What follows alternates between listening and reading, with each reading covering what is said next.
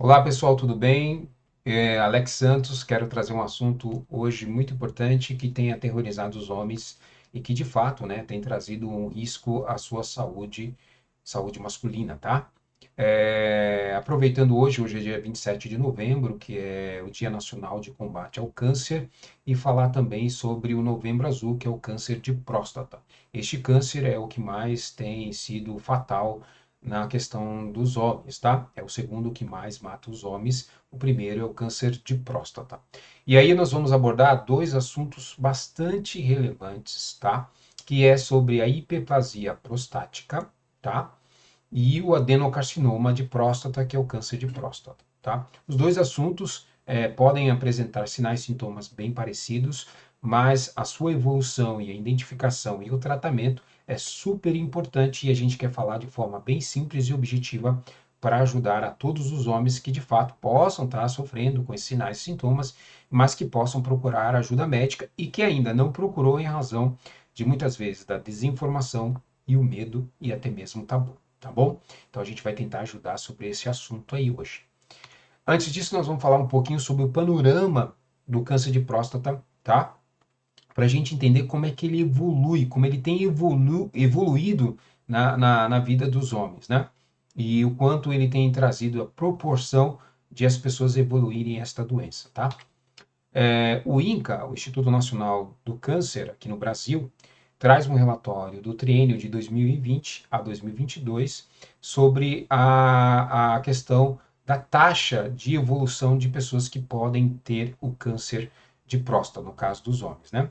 Então ele está falando que em cada 9 homens, né, um terá a evolução do câncer de próstata. É isso que a gente consegue ver aqui no relatório do Instituto Nacional do Câncer. Então, a cada 9 homens, um vai evoluir o câncer de próstata em toda a sua vida, tá? Continuando aqui no INCA ainda, no Instituto Nacional do Câncer, a gente vai ver, foi identificado neste relatório de 2020 a 2022, em cada 10 homens, 6 maiores de 65 anos vão evoluir para o câncer de próstata. Veja como bastante a estatística aí é bem alta, né, em relação a partir dos 65 anos que podem evoluir para o câncer de próstata, em próstata. A média que a gente está vendo aqui, que ele fala, é em torno de 66 anos, tá? Mas normalmente o maior de 65 anos, a cada 10 homens, 6 vão evoluir para o câncer de próstata. Falando um pouquinho agora sobre estatística de sobrevivência, né, no caso, em relação ao câncer de próstata, o CIR, que é a Vigilância Epidemiológica de Resultados Finais lá dos Estados Unidos, né, fala a respeito sobre a questão de chance de sobrevivência, tá? Ele não se atém à questão da biópsia da peça que foi ali feito a exerese, a retirada dele, feito o anátomo tal, identificado aí que tipo de tumor que é, de célula que está se desenvolvendo, não é isso. Então ele se pauta ali na questão da localização deste tumor em relação à próstata, tá? Então a gente vai ver que na questão, quando o câncer ele está localizado diretamente somente ali na próstata, tá? Ele está inicial, a taxa de sobrevivência é 99%, é quase 100% de cura, tá? Na questão regional, é quando então a célula cancerígena ela atinge alguns órgãos bem próximo da próstata, né? Como o escroto, a bexiga, e aí então ainda continua tendo chance de 99%, tá? Isso é estatística americana em relação ao povo americano para a taxa de sobrevivência em relação ao câncer de próstata. Já aqueles que tiveram a identificação, né, do câncer distante, que a gente chama de metástase, ou seja, aquele que apresentou o câncer na próstata, mas também apresentou a célula cancerígena lá no cérebro, no fígado, no pulmão, essas pessoas diminui drasticamente a taxa de sobrevida para 31%. Veja como evolui muito a essa questão da taxa de sobrevida, tá? Quando ele é distante, que é a chamada, a gente chama de metástase. Então, nós vamos falar um pouquinho primeiro sobre a hiperplasia prostática benigna, que apresenta sinais e sintomas que trazem um desconforto, tá? Quando você está com ela inflamada, tá? E a gente vai ver sobre isso aqui agora. Então, nós temos aqui a parte anatômica, né? do homem, né? A gente consegue então visualizar a próstata, o canal da uretra, tá? Aqui nós temos o reto, o ânus e a bexiga, tá?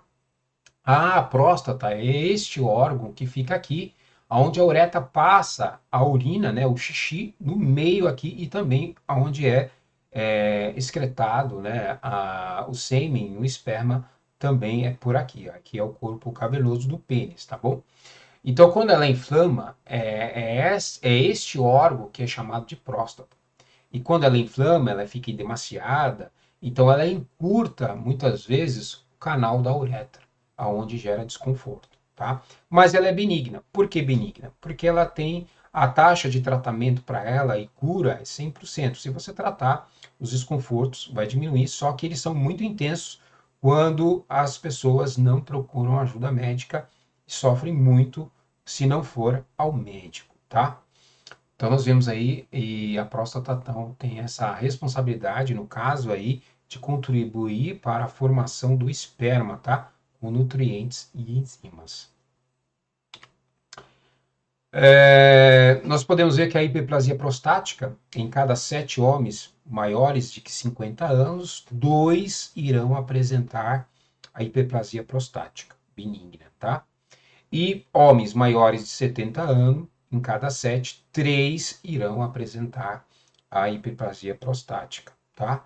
Ela não é um câncer, tá? Ela é uma inflamação da próstata, que ela fica inchada, edemaciada, e essa inflamação ela acaba então estreitando o canal da uretra, trazendo um desconforto muito grande ao homem, principalmente quando ele vai mictar. Muitas vezes a gente vai ver sobre os sinais e sintomas, mas você vai ver, mas a cura dela, o tratamento é 100% de chance de cura, por isso que ela é benigna, tá? E ela é muito comum nos homens, tá? Em questão da idade, tá? Com 50, muito comum.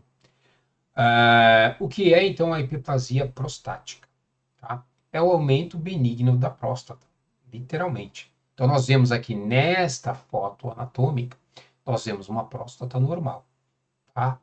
E quando dá hiperplasia prostática, nós vemos ela então literalmente bem demasiada. Veja que o canal da uretra, ela está literalmente com seu raio de fluxo normal. Então a pessoa urina normal, tranquilo, vai ter suas relações sexuais, o sêmen, o esperma vai sair tranquilo, sem problema nenhum.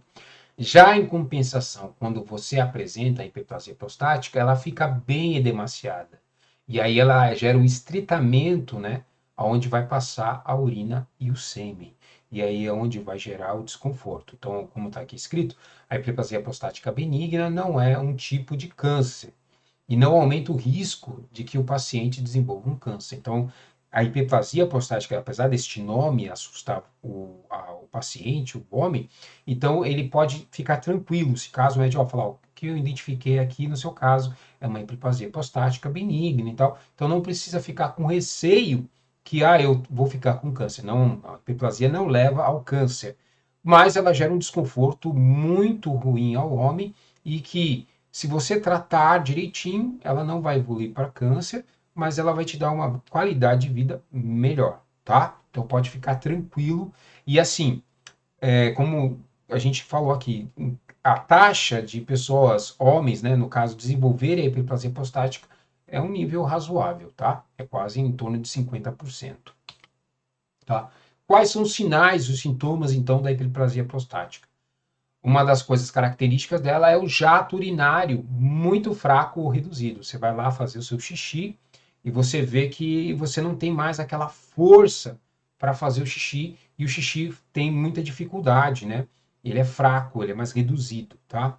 Outra coisa é sentir vontade de urinar mais vezes, especialmente à noite, principalmente quem tiver aí ainda diabetes, vai então complicar o quadro um pouquinho mais, porque a hiperplasia prostática, como ela não tem o duto aberto naturalmente em razão da inflamação, então você urina, não consegue urinar de forma completa, plena, e aí você precisa voltar novamente para urinar. Então você urina poucas coisas, né?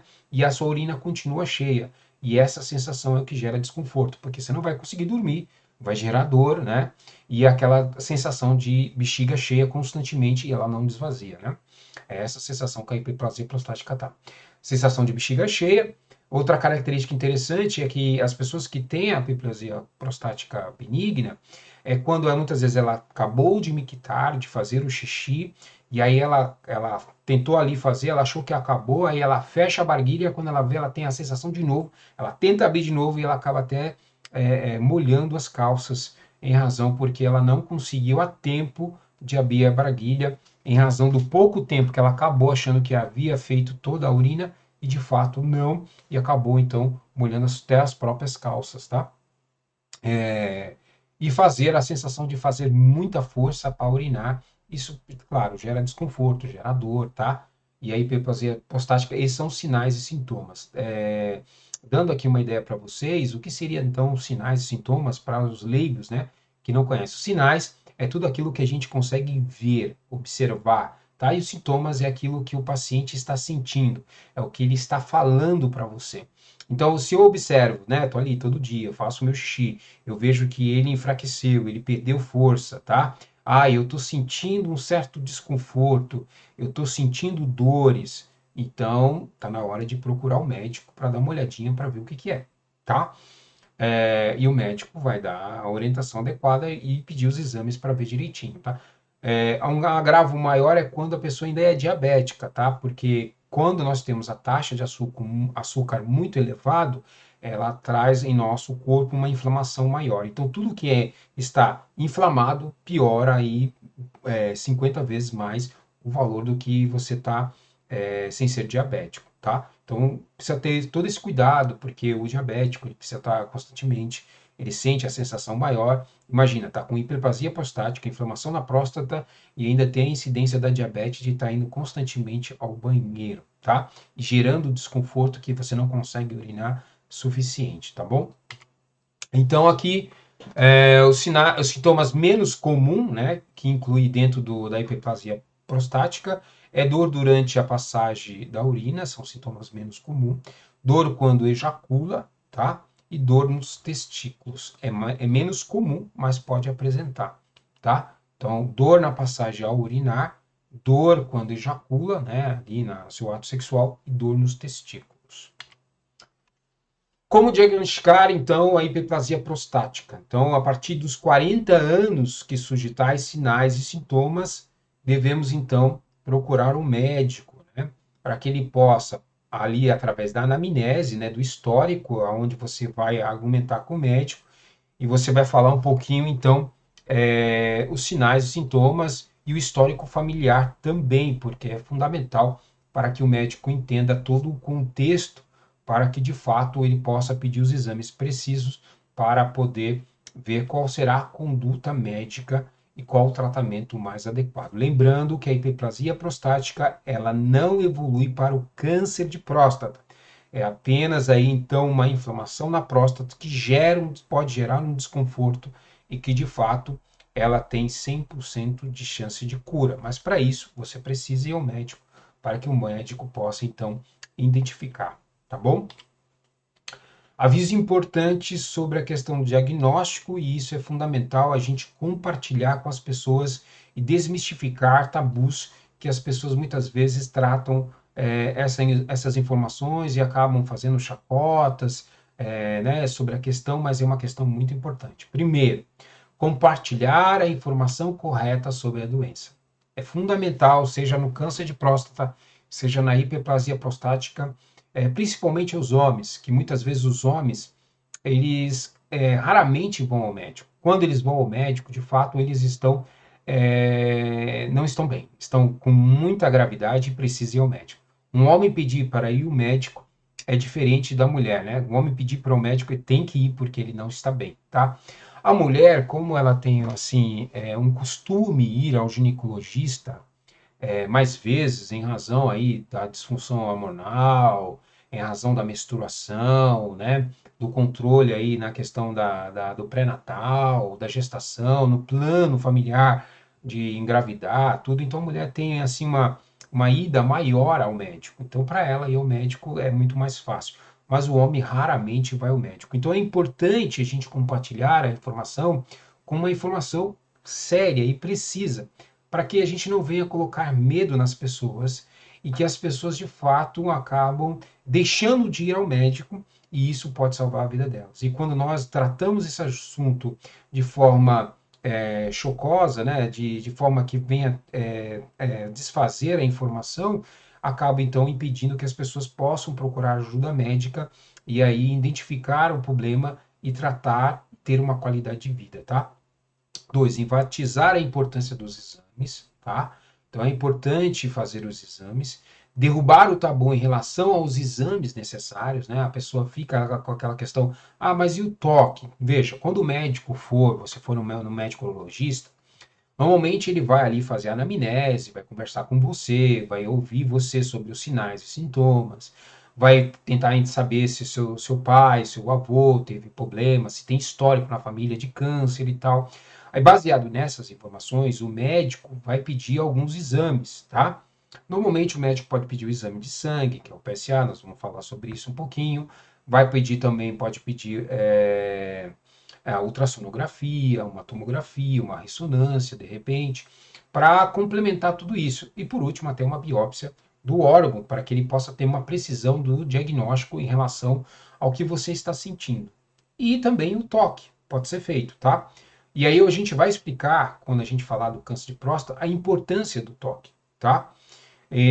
O médico urologista, ele tem uma experiência, ele sabe que só ao tocar na próstata, e como é que ele consegue tocar na próstata? Só para a gente voltar aqui um pouquinho, na parte anatômica, a gente vê que o médico vai ver que aqui é a entrada do reto, né, do ânus. Então, quando ele faz o toque, ele toca nessa região aqui, tá? É nessa região aqui que ele vai sentir a textura, o tecido, se tem alguma anormalidade na parte morfológica do tecido, e aí ele já consegue identificar. E outro plus a mais, né, mais importante aí, para vocês entenderem, é que o câncer de próstata, normalmente, ele evolui de forma silenciosa. E é neste local aqui, né, bem a parte onde está a parte do ânus, que ele normalmente gosta de se evoluir aqui, tá? Mas voltando aqui, lá para o nosso outro slide, que a gente está falando. Então, enfatizar a importância dos exames, derrubar o tabu em relação aos exames necessários, e após os 40 anos, ou, na dúvida, procura urologista, tá? O urologista é o médico especialista do trato urinário e genitário do homem, tá? Então é ele que de fato vai estar te acompanhando. E qual é a recomendação, né? Ah, eu não senti nada até agora, 40 anos, estou um garotão, não estou sentindo nada. Beleza. Então, mas a partir dos 40 anos, você vai começar a fazer uma visita ao urologista. E nessa visita, o médico vai pedir ali alguns exames complementares para verificar como que está. Se você não tem histórico familiar, provavelmente o médico não deverá indicar o toque aí, tá? Mas, provavelmente, quando chegar naquela taxa de 65 anos, o médico pode precisar fazer este exame. Então, tudo isso você vai conversando com o seu médico, ele vai te esclarecendo, vai te informando, e aí com certeza ele vai ver o que é melhor para ti na conduta de acordo com o que ele for achando em relação àquilo que você diz, aos sintomas, ao histórico familiar, tá? Então, após os 40 anos é a idade que o homem deve procurar o urologista e periodicamente, no mínimo aí, pelo menos uma vez por ano, passar o urologista. Ah, mas eu estou bem. Tá ótimo, perfeito. Então vai lá fazer um PSA, um exame de sangue, para ver como é que está a sua próstata, tá? Fazer um check-up geral para ver como é que está aí a tua função erétil, né? Para você ter uma qualidade de vida em relação às suas relações íntimas, sexuais, tá? Tudo isso é importante, porque após os 40, muitas coisas vão começar a mudar e se você não cuidar de forma preventiva, então você pode ter outros problemas que estão correlacionados à parte de urologia, tá bom? Vamos lá então, vamos falar como diagnosticar a questão da hiperplasia prostática benigna. Então, um dos exames aí que pode ser indicado pelo urologista é o PSA, tá? O PSA é um exame de sangue, tá? Que ele é feito, né? Ele é um antígeno prostático específico, esse que é o termo dele. Que, no caso, quando tem a hiperplasia prostática ou câncer de próstata, ele há uma alteração na taxa do PSA, tá?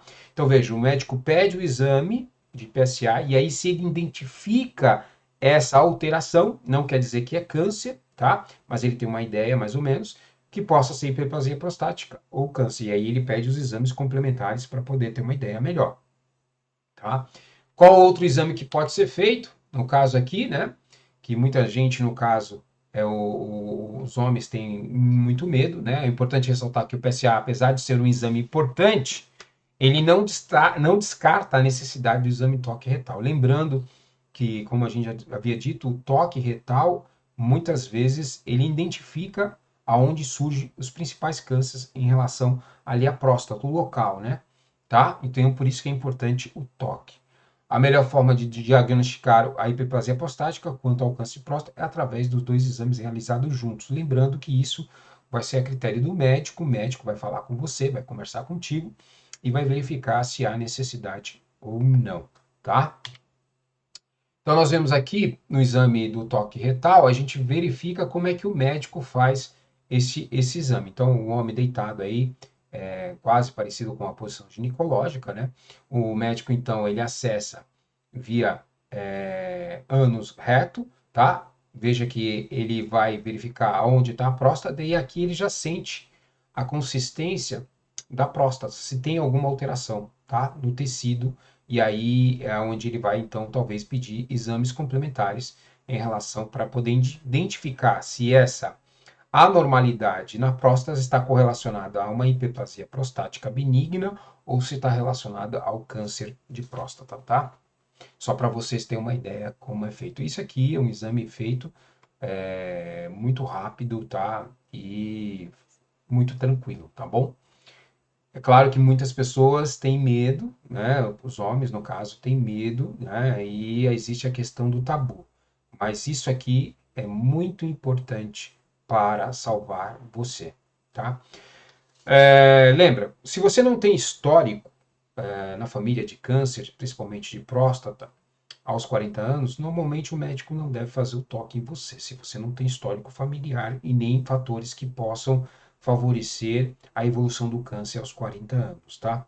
Mas a partir do momento que você vai chegando na idade próximo, né, ali aos seus 60, 65 anos, se você não apresentar nenhum sinal sintoma, provavelmente o médico pode chegar a recomendar, então, o toque para que você possa ter mais segurança no diagnóstico, tá? Se caso você não estiver sentindo nada, tá bom? Aqui nós temos então o tratamento, né? O tratamento aí pode ser então um deles da hiperplasia prostática, tá? A gente está falando da hiperplasia prostática, é a questão da espera e a observação. Em casos de alguns sinais e sintomas de hiperplasia prostática são leves, né? Sendo leves, o médico pode recomendar uma abordagem de esperar e observar, e muitas vezes pedindo para que o paciente observe os sinais e sintomas, né? Antes de buscar outros tratamentos. Às vezes, uma informação que, de repente, por si só, ela pode desinchar, né? E aí, dependendo, não há necessidade de tratamento. Mas, se houver tratamento, o médico pode indicar, então, medicamentos que podem, então, tratar a hiperplasia prostática, tá? Normalmente, os medicamentos que os médicos usam para no caso da hiperplasia prostática, tem os alfa-bloqueadores, tá? Que relaxam os músculos em volta do colo da bexiga, tornando o ato a urinar mais fácil, tá? Inibidores de alfa-retutase, tá? Que também serve para encolher o tamanho da próstata. Então, às vezes ela está inflamada, o médico te dá esse medicamento e ele vai ajudar a encolher a próstata, diminuindo então a próstata e facilitando o percurso da uretra para poder urinar, tá bom? Beleza? Tratamento também pode ser feito através de terapias de calor, tá? De micro-ondas também. Ressecção transuroretal da próstata para um tratamento mais crítico, que aí é um procedimento cirúrgico. E a terapia de laser também pode ser feito para a hiperplasia prostática, no sentido de diminuir o edema e a inflamação da próstata, tá bom? Também existe para o tratamento a questão de você usar um stent, né? Aquele que é mais comum e mais as pessoas ouvem, né? na questão de um bloqueio que é na artéria, lá no coração, e usa um stent, tá? Então pode ser usado aí, no caso da hiperplasia prostática, pode ser colocado um stent no canal da uretra, onde está a bexiga, e aí ele mantém o canal da uretra aberto, né, para que possa então diminuir aí os desconfortos em relação à necessidade de urinar, né, de fazer xixi, tá bom? Tem também o plasma-boto de evaporação, embolização das artérias da próstata, são tratamentos também que são usados para a hiperplasia prostática também, tá? Não vou me ater aos assuntos, só para você ter uma informação, tá? E aí vamos falar sobre a questão de fatores, tá? Então veja, a alimentação favorece a inflamação, tá? A diabetes e a obesidade também favorece a hiperplasia prostática e também ao ambiente que pode favorecer o câncer de próstata, como até mesmo outros cânceres. Aqui a gente vê muitas vezes o doutor, que eu me engano, o doutor Lai Ribeiro, falando sobre a questão do pH, né? O corpo mais neutro, com pH neutro, entre mais alcalino, ele evita a evolução de cânceres. Aí você pode pesquisar na internet aí alguns médicos falando sobre isso, a importância, e quando nós se alimentamos de alimentos muito ácidos, nós criamos um ambiente para a evolução de tumores, de câncer, tá? Um exemplo disso que eu posso, por exemplo, a Coca-Cola, o refrigerante, ele tem um pH 2,5, então ele é muito ácido, tá? Então, deixando o corpo muito ácido, ele favorece a evolução não só de câncer de próstata, mas como outros cânceres também, tá? Outra coisa importante que fala, no questão até da medicina chinesa, que o intestino é considerado o segundo cérebro do corpo humano, porque ele é o órgão, após o cérebro, que tem mais terminações nervosas, tá? Então, muitas vezes, nós ficamos doentes pelo intestino, pelo que nós comemos, muitas vezes. E também, no caso, podemos obter a cura, né, uma vida mais saudável por aquilo que nós também se alimentamos. Então veja como é importante a questão nutricional, tá? Então, quando a gente tem uma nutrição adequada, que é favorável, né, que é um pH mais neutro, mais alcalino, com alimentações ricas em nutrientes, vitaminas, ele é fundamental para que a gente pode ter então um ambiente mais saudável, tá? Então, quando nós comemos de forma inadequada, principalmente os alimentos industrializados, que são ricos em sódio, em glicose, em farinha refinada, o açúcar refinado, tudo que é refinado, ele se torna para a gente muito mais nocivo à nossa saúde, tá? Lembrando que a diabetes, e o que é a diabetes, eu já falei no outro assunto aqui no dia desse, a diabetes, na verdade, é a taxa de açúcar muito alto, além do que deve ser na corrente sanguínea. Então, as células estão carregando muito açúcar. E este açúcar elevado, ele acaba inflamando os órgãos e também a parte vascular do nosso corpo. E essa inflamação sistêmica e difusa, ou seja, geral no corpo inteiro, então vai inflamando as nossas artérias, ajudando placas de ateroma, de gordura, como você já possa ter visto alguma vez, desentupir um cano de esgoto, alguma coisa, e cria umas placas brancas ali que entopem muitas vezes o fluxo hidráulico da pia, é a mesma coisa. Então, quando eu tenho uma taxa de glicemia muito alta de açúcar, eu favoreço uma inflamação sistêmica, geral no corpo.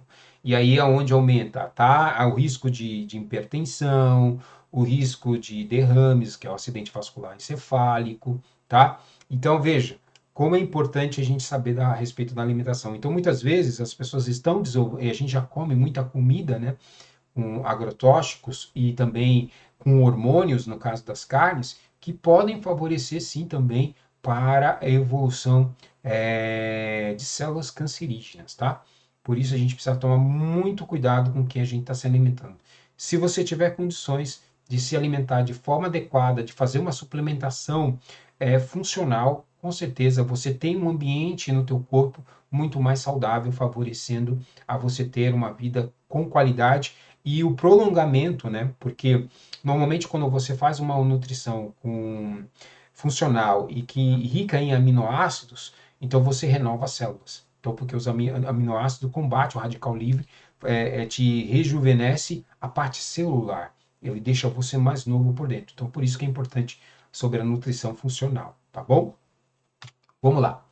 Quais as complicações na hiperplasia prostática? Na questão de mortalidade, de morte, é quase zero, tá? É muito raro alguém morrer. Pode morrer? Pode acontecer. De repente, ela tem uma diabetes descompensada, tem uma insuficiência renal, junta tudo e isso traz uma condição muito pior para essa pessoa e pode acabar morrendo em razão de outras condições de saúde que não adequada. Mas em questão da hiperplasia prostática, sozinha, a taxa de mortalidade é quase zero, tá? Outras complicações, a obstrução das vias da uretra, né? Então, a retenção da urina, o desconforto no ato conjugal ali, a partir do momento que tem o estreitamento e o esperma vai passar, então ele vai sentir dor, então isso é ruim, tá? É uma das complicações que pode ter na hiperplasia prostática. E também, se você não tratar, né, você pode gerar a insuficiência renal, porque a urina está ali acumulada na bexiga e você acaba o rim trabalhando e ali sobrecarregando o rim e literalmente pode gerar insuficiência renal, tanto aguda como crônica, como também infecções generalizadas, tá? Então precisa tomar esse cuidado. Essas que são as possíveis complicações que eu estou mostrando aqui para você que pode acontecer na hiperplasia prostática, mas são benignas que são tratáveis quando você procura ajuda médica. Então a questão de mortalidade é quase zero se não houver nenhuma outra complicação, tá? Vamos falar então do adenocarcinoma de próstata, que é o câncer de próstata, tá?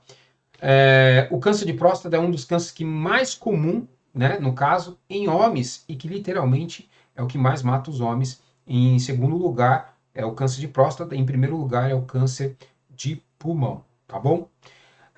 Qual o probleminha, né, na questão do câncer de próstata? Costuma não apresentar dor, tá aí o problema. Tá? É diferente da hiperplasia prostática, que muitas vezes, quando você sente a dor, o desconforto, é hiperplasia prostática, então tem mais chance de ser hiperplasia prostática do que câncer, tá? Mas ele não costuma apresentar dor, tá? Ele vai evoluindo devagar, ele não vai evoluir de uma forma rápida demais, mas ele vai evoluindo de forma silenciosa e devagar, podendo não indicar nenhum sinal e sintoma. Por anos, tá? E quando muitas vezes você apresenta, normalmente o câncer está muito evoluído e aí não tem muito o que fazer mais, e aí a gente faz o tratamento paliativo, tá? Que é para pelo menos gerar um conforto. Então veja a importância, a diferença da hiperplasia prostática e para o câncer de próstata. É que a hiperplasia prostática, ela apresenta sinais e sintomas e muito desconforto muitas vezes. Já o câncer não, ele é silencioso, ele vai evoluindo. Por isso a importância do quê? Dos exames. Porque os exames vão conseguir identificar de forma precoce, né, o surgimento do câncer. Lembrando que o câncer de próstata normalmente ele evolui a partir dos 65 anos. Mas qual é a indicação de visita ao médico urologista? A partir dos 40. Então, dos 40 anos, o médico já tem ali teu histórico e vai acompanhando a tua evolução. E aí, todo ano você vai indo, ele vai identificando, vai verificando se há possibilidade de evoluir algum tumor. E aí sim, o tratamento se torna viável com uma taxa de sobrevida muito maior do que quando o câncer ele evolui, principalmente na questão distante, né, da metástase. E aí a taxa de sobrevida cai drasticamente, tá?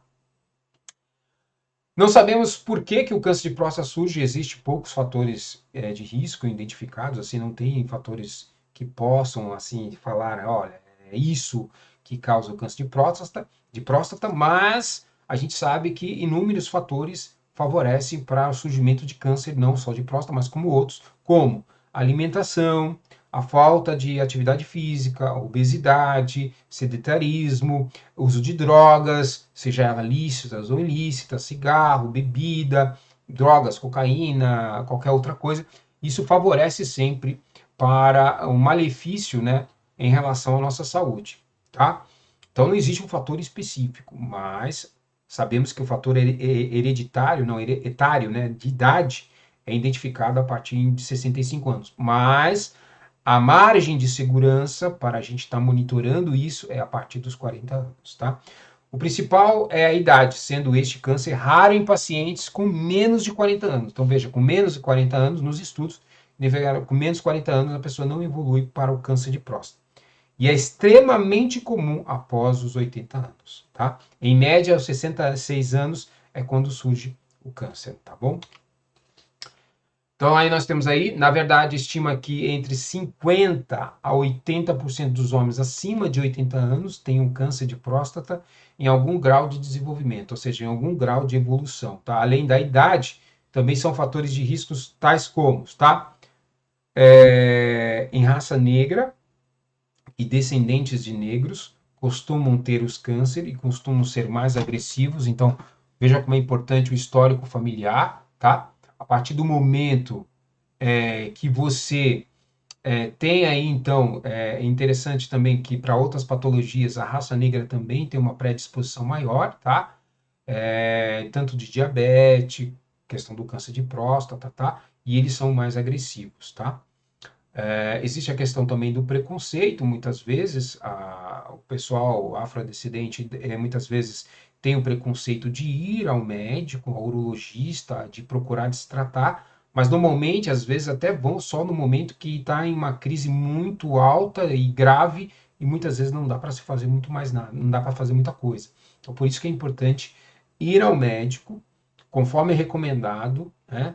Pelo Instituto Nacional do Câncer, a partir dos 40 anos, também a Sociedade Brasileira de Urologia, para que possa fazer o acompanhamento, tá? Para que possa, então, evitar a evolução dessa doença, tá?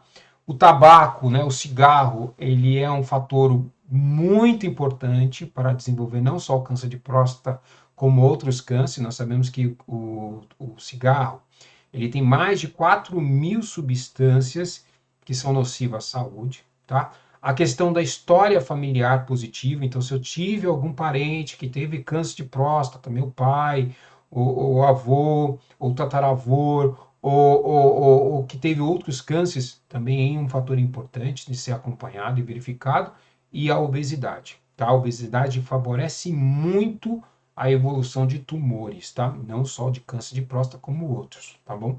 Por isso a importância da atividade física, tá bom? É fundamental para a prevenção. Sinais e sintomas, então sintomas do câncer de próstata costumam ocorrer devido à obstrução da uretra pelo tumor. Veja, lembrando que essa obstrução é já quando o tumor está muito evoluído. Então você vai ver aqui, ó, nesta imagem, essa mancha mais escura aqui é aonde aparecem normalmente os tumores, tá? Outro é aqui bem próximo, colado à uretra, tá? Então veja como é importante o toque, né? O toque é feito por essa região, porque a maioria dos tumores cancerígenos vão surgir neste local, tá? Então por isso a importância do exame do toque, muitas vezes. E aí, quando ele está apresentando a dor e é identificado que você tem câncer, normalmente a evolução desse tumor já está bem alto, né? Então, assim, o tratamento, às vezes, ele pode ser cirúrgico, até a gente vai falar sobre isso, mas, assim, às vezes se torna paliativo, porque a evolução deste câncer está muito maior. Lembrando que quando você faz o exame e é identificado com antecedência, a chance de cura é muito maior porque você identificou ele de forma precoce, tá? E como é que a gente identifica? Através da visita ao urologista a partir dos 40 anos, fazendo os exames, sendo acompanhado pelo médico e principalmente se tiver histórico familiar, é importante ir ao médico, tá? Então a gente pode ver aqui, ó, pela imagem, tá? Aonde aparece os tumores. Então é mais comum ele aparecer nessa região aqui bem coladinha com o ânus, tá? E também na parte direita a gente vê aqui ele bem colado na uretra, tá? Então quando ele apresenta sinais e sintomas e é identificado o câncer, normalmente a chance de cura é bem menor, tá bom? Então aqui tem uma outra imagem maior mostrando aqui, tá? Quando o tumor cresce em direção à uretra, né? Ele está evoluindo, empurrando aqui a uretra, né? Ou aqui embaixo, ele está pressionando a uretra. Então, é onde ele apresenta os sintomas mais comuns, que é a dificuldade para urinar, o jato urinário mais fraco, dor a urinar e necessidade de urinar com frequência, uma vez que há obstrução de passagem da urina e bexiga está constantemente cheia, conseguindo apenas esvaziar pequenos volumes de cada vez. Então veja que os sintomas é até parecido, né, com a hiperplasia prostática, mas qual a diferença? É que muitas vezes, quando é câncer, nesse estágio, é uma taxa já bem evoluída, tá? Então veja que a prevenção é muito importante quando nós tratamos aos 40 anos, porque isso acontece mais quando você está com 60, 65 anos, em média, é quando os tumores. Ah, Alex, eu vou deixar para ir lá quando eu tiver 65 anos. Não! Você precisa identificar isso antes. Então, com 40 anos, é a margem de segurança que você tem para poder estar fazendo os exames e sendo acompanhado pelo médico para que possa identificar em tempo hábil, tá, a evolução de um tumor, tá bom? E aí nós temos aí, atualmente, a maioria dos cânceres, né, na parte de diagnóstico, de próstata são detectados inicialmente em questão dos sintomas, através de exames, o PSA, ultrassonografia de próstata e o toque retal, tá? Existem outros exames, mas inicial o médico pode pedir esses exames de acordo com a anamnese. Ali na sua consulta, o médico pode pedir ou complementar com outros exames, tá bom? Mas em início é esses exames aqui. O PSA, né, que é o exame de sangue, que vai ver a parte da proteína. Se der alterado, aí ele vai ver se tem a indicação de hiperplasia prostática ou de câncer. A ultrassonografia, que vai ver a parte anatômica da evolução, se ela está inchada, se ela foge da ideia de referência, e o toque retal. Os tratamentos, tem a questão aí, então, tratamento da vigilância ativa, tá ali observando, né, a evolução do câncer, do tumor ali inicial, tá? Vai verificar, pode ser feito através de cirurgia também, tá? E aí pode ser retirada total ou parcial, mas normalmente no câncer faz a prostatectomia radical, porque se você tirar parcial existe o risco de voltar, principalmente se ela for maligna. Então, normalmente é feita a retirada total, tá, da próstata. A braquiterapia é a implantação de sementes radioativas na próstata, tá?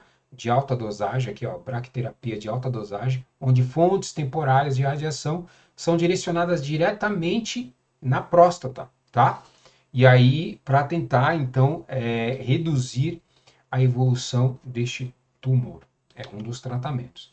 Temos também a crioterapia, o congelamento da próstata. Esse tipo de tratamento ainda está em fase experimental, tá?